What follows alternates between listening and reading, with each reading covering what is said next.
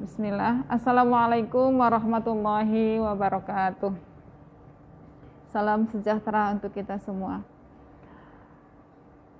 Alhamdulillahilladzi hadana li hadza wa ma kunna linahtadiya laula an hadanallah. Asyhadu an la ilaha illallah wa asyhadu anna Muhammadan abduhu wa rasuluh. Qala Allah ta'ala fil Qur'anil Karim, a'udzu billahi minasy syaithanir rajim.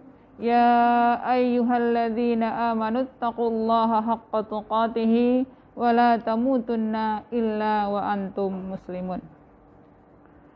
Rabbi shrah li sadri wa yassirli amri wahlul 'uqdatam min lisani yafqahu qawli. Yang saya hormati Kepala SMK Jakarta Timur II, Bapak Sukartono SPD. Yang saya hormati Wakil Kepala Sekolah Bagian Kurikulum, Bapak Lefri Duyatno SPD MM. Yang saya hormati Wakil Kepala Sekolah Bagian Kesiswaan Ibu Kadarwati SPD MPD. Dan saya hormati guru-guru dan staf TU serta jajarannya. Syukur alhamdulillah atas nikmat yang Allah berikan kepada kita, yaitu nikmat sehat, nikmat iman, nikmat Islam, sehingga pada hari ini kita bisa melaksanakan kegiatan MPLS tahun ajaran 2021-2022. Mudah-mudahan dengan adanya kegiatan masa pengenalan lingkungan sekolah, lebih semangat lagi untuk mengikuti segala kegiatan yang ada di lingkungan SMK Jakarta Timur II. Dan mudah-mudahan dengan adanya kegiatan ini, Allah berikan kemudahan kita, kemudahan dalam proses belajar mengajar, walaupun dalam keadaan sedang diuji, yaitu dengan adanya wabah, yaitu coronavirus. Yang kedua, sebagai seorang muslim, kita tidak lupa mengirimkan salam kepada Nabi kita Muhammad SAW. Salah satu membentuk karakter atau mental keagamaan kita diutusnya Nabi kita Muhammad SAW sebagai pembawa uswatun hasanah. Apa itu uswah? Contoh, suri tauladan yang baik dalam membina mental kita, baik di lingkungan keluarga, di lingkungan sekolah, ataupun dalam masyarakat. Mudah-mudahan kita selalu istiqomah dalam menjalankan segala apa yang dicontohkan beliau, apa yang dicontohkan beliau, dan apa yang dipersetujui oleh beliau dalam hukum, yaitu Al-Quran dan hadis. Baik, anak-anakku sekalian yang saya banggakan, tak kenal maka tak sayang, maka di sini Ibu akan memperkenalkan diri.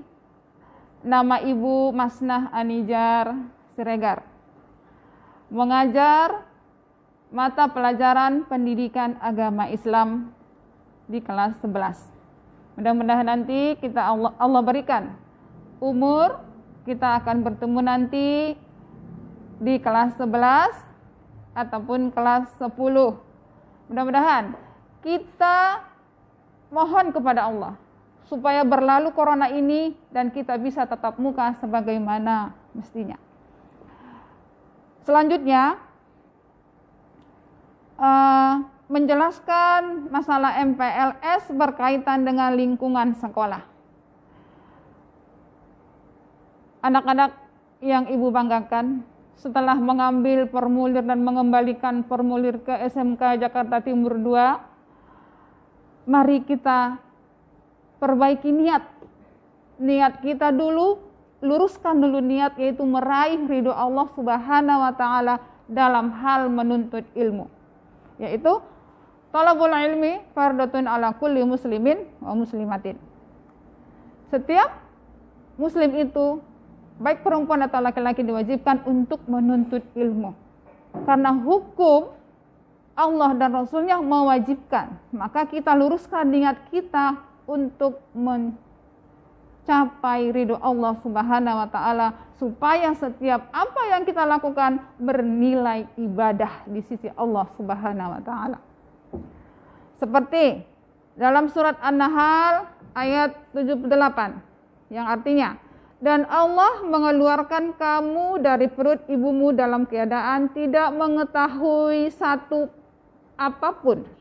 apapun, dan Allah memberi pendengaran dan hati agar kamu bersyukur.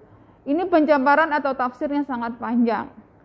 Nanti kalau kita bertemu tatap muka, nanti dijelaskan lebih mendalam lagi.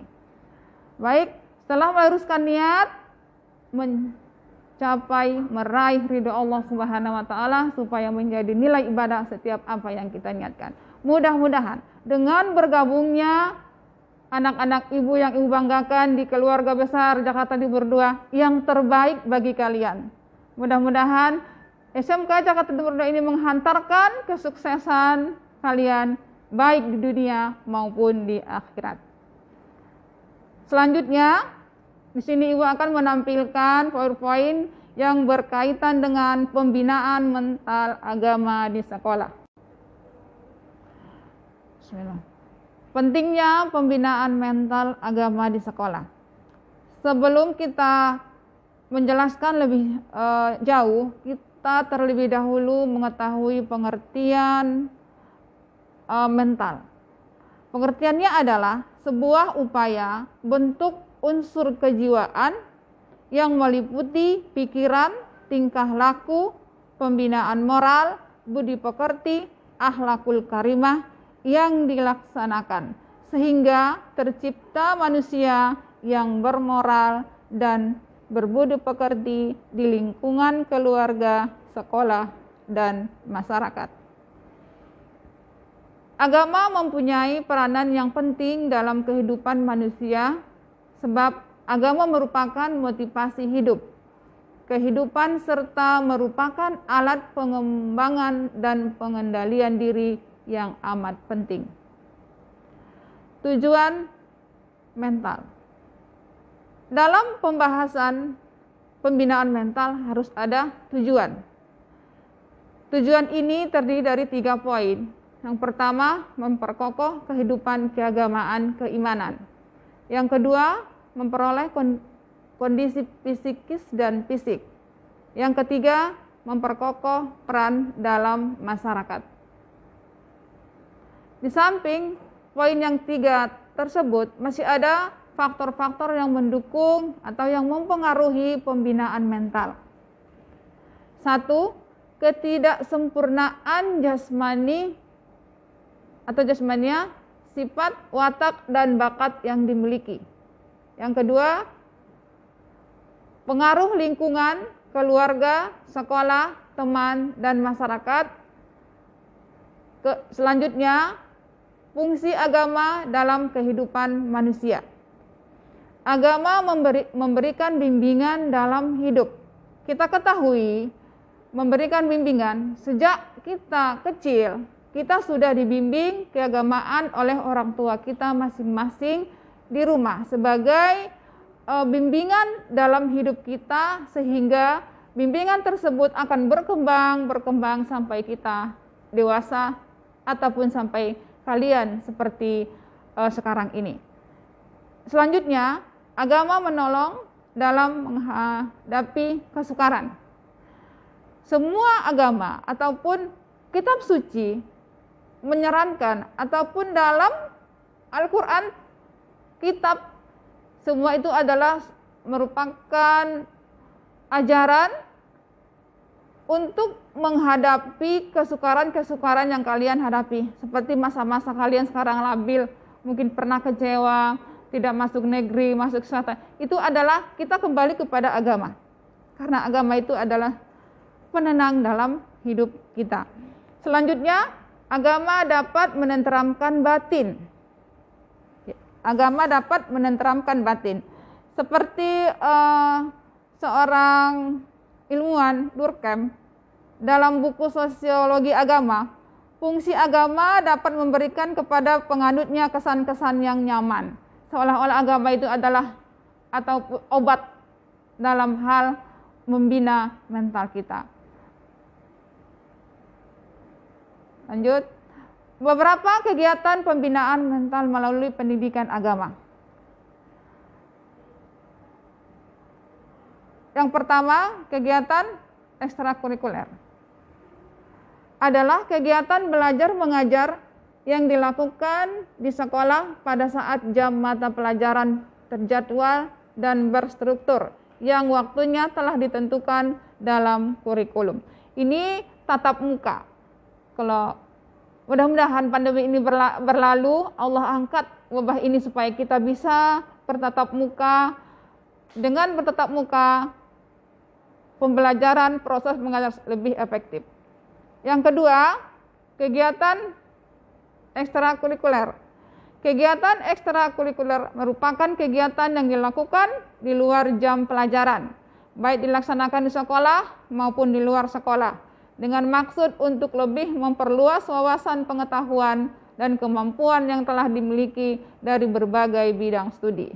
Seperti dalam hal ekskul agama Islam, khususnya agama Islam, kita sering mengadakan rohis ataupun pengajian di luar sekolah. Itu merupakan sarana untuk membina mental supaya lebih baik ke depannya. Yang ketiga, bimbingan dan penyuluhan. Kegiatan bimbingan dan penyuluhan yang dapat dilakukan dalam hal pembinaan mental peserta didik tidak lain adalah sebuah upaya untuk membentuk karakter peserta didik. Ini contoh pendidikan mental di sekolah, yaitu sholat berjamaah. Sholat berjamaah itu ada imam. Imam ini adalah salah satu contoh untuk membentuk mental kita. Berani enggak kita mengimami teman-teman kita ataupun orang lain.